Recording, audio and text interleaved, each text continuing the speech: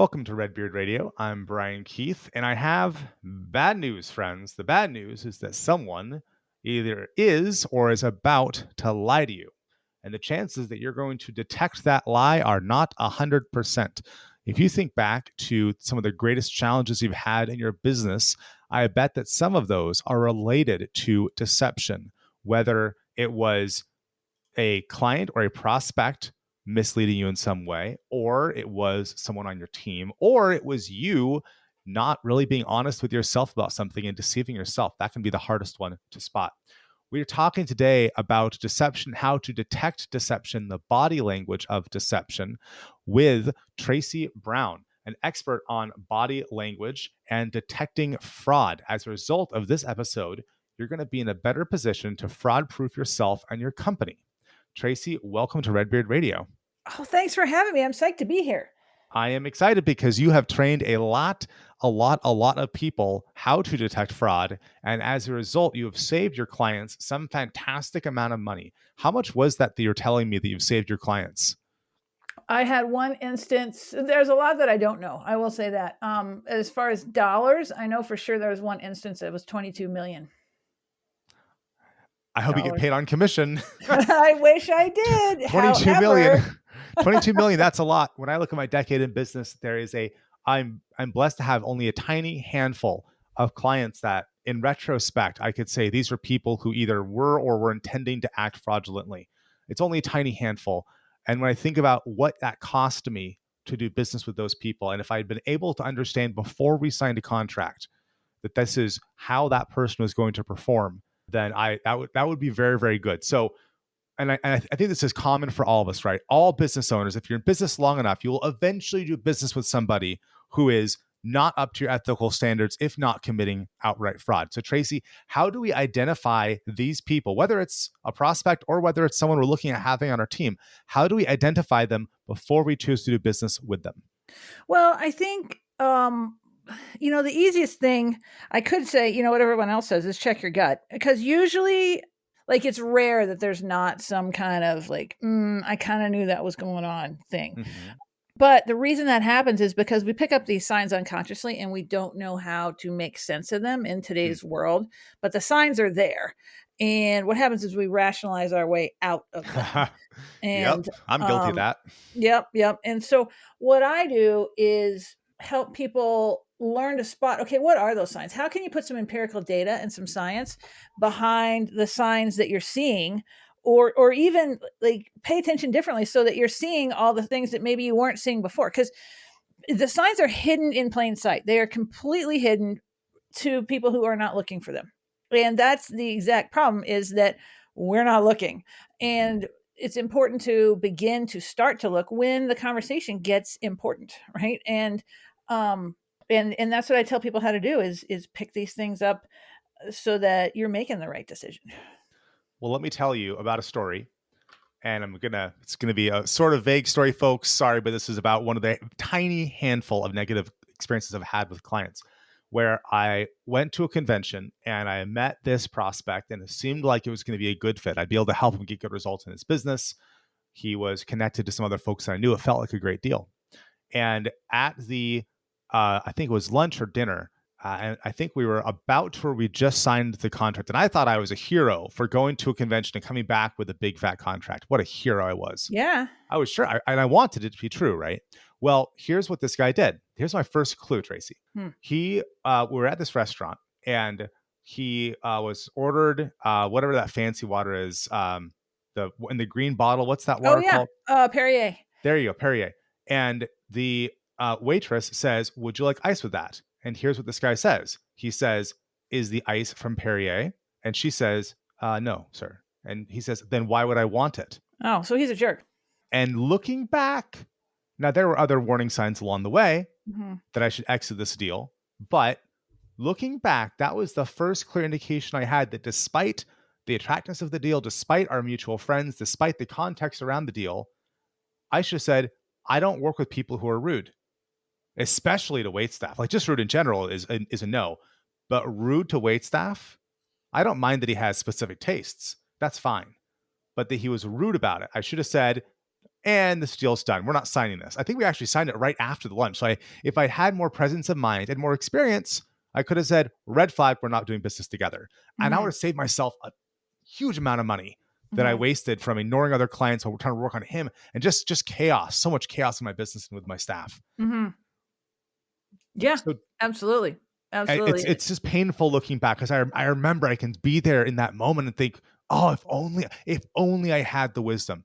What are some other things, Traci, where the people often share with you where they'll say, oh, here's a deal I had that went bad, and here was that first sign that I ignored because I didn't want it to be true? Oh, so many. And they're all about like yours. There's small things where people they got dollar signs in their eyes Oh and yeah. they like they do on those old cartoons. And Yeah.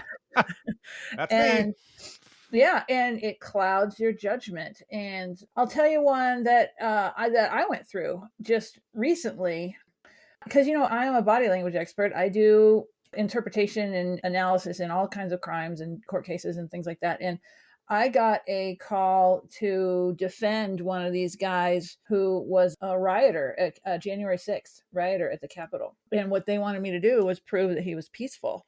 Because one of the things that my other job besides doing body language is staying top of mind so that I get hired. Yep. And all of a sudden I wanted a big case that I could talk about because a lot of them are NDAs and I can't ever say anything. And here my phone rang, from this federal investigator, and I was like, "Oh my gosh, like this is it, right?" But then I started to think about it. We talked about it, and ultimately it wasn't even about could I be impartial, right? Because I could, because that's the first thing you got to do when starting to read people and is say, okay, can I be impartial? Do I have a bias here? Like, is there something I really want out of this deal that's going to impede my judgment, right? Mm, And here, I wanted to be a national celebrity, national hero, like really yeah. showcase my skills. And then I started thinking, I was like, wait a minute, I don't like anything I saw on January 6th, right? Even Fox News didn't like what they saw on January 6th.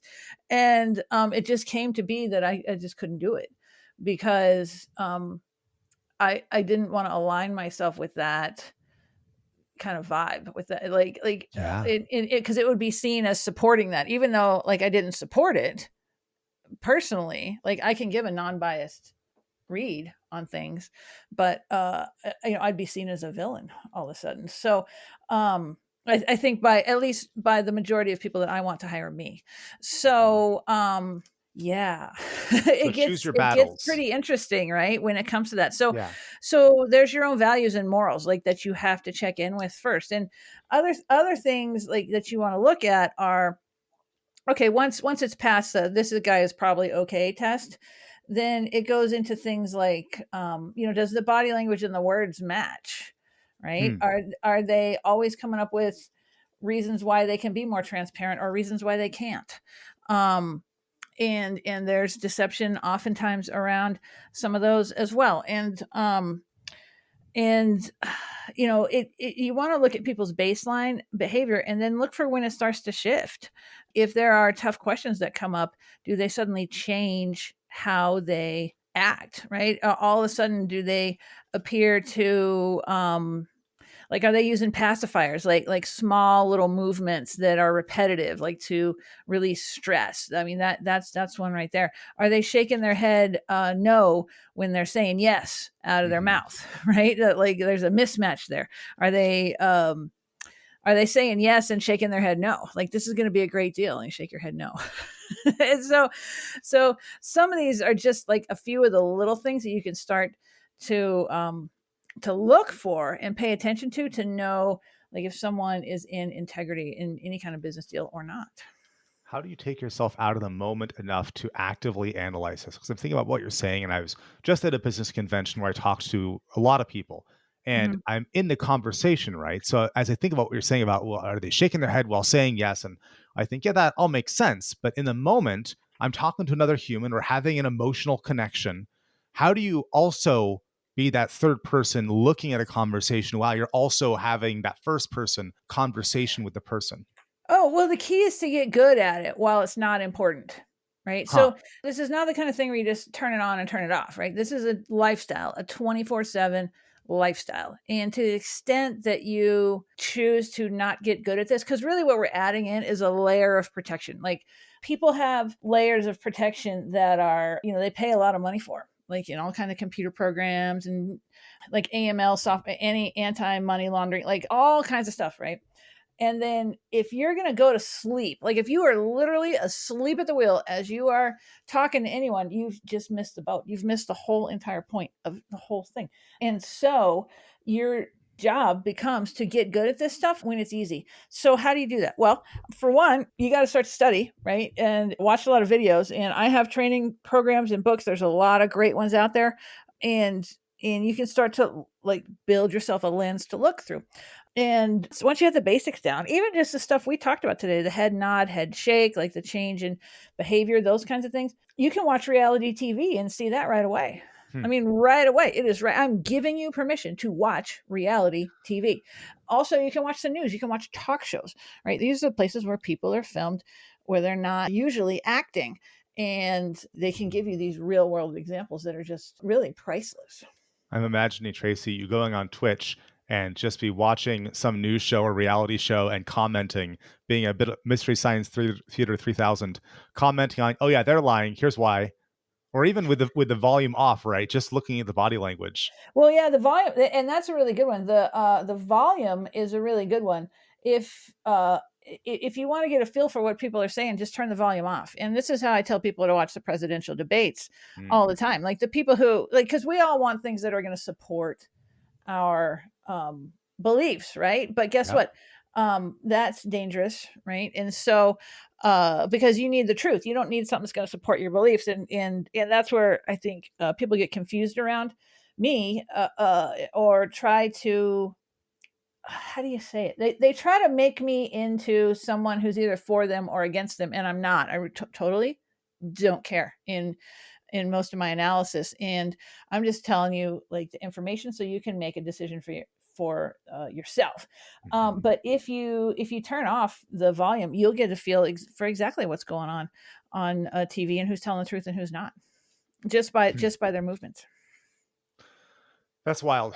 For someone who's listening to this like me and thinking, oh, I've not invested very much in my body language skills, and maybe that's bad. Where do we start, given that I can sort of see how my understanding is at a low level when it really ought to be at least a medium level. Maybe I don't need to be an expert and invest that much energy, but it should be at least JV level. If I don't need to be varsity, but right now I'm not even on C team, right? How do we get to JV level if we're an entrepreneur who I've dealt with people for a long time. I've been to a lot of conventions. I've done a lot of selling, so I know something. I'm not a complete newbie here, but I'm also not JV level. How do I get to that JV level? What of your books or courses or whatever do we start with? Let's see. Well, I'll tell you how I started, which wouldn't be for everyone, is that I'm trained as a hypnotist, and this is body language is the first 3 pages of hypnosis and NLP training. So, so there's always that, if you wanted to really take a deep dive, but any books, like I've written a bunch of books, Persuasion Point, also How to Detect Lies, Fraud, and Identity Theft is great. If you want like a little less commitment, but a lot more fun, you can watch some of the videos from the behavior panel on YouTube. It's just the behavior panel, and these guys are there's this ranking of body language experts in the world. I'm number 5. These guys are the top 4. So and they're all like interrogators down at Guantanamo Bay and things like that, and they just take these videos and pick out who's lying and not, and you learn a ton along the way. And they're really the best in the business for sure. So that's another just really easy way to do it on YouTube. But you got to be careful who you're learning from, because some people actually have agendas with these their quote body language experts, and you see what they're doing, and they're just not they don't. I have very limited respect for them, but these behavior panel guys are on point. That's amazing. Where can people go, Tracy, who want to go connect with you and hear more of what you're saying on social media?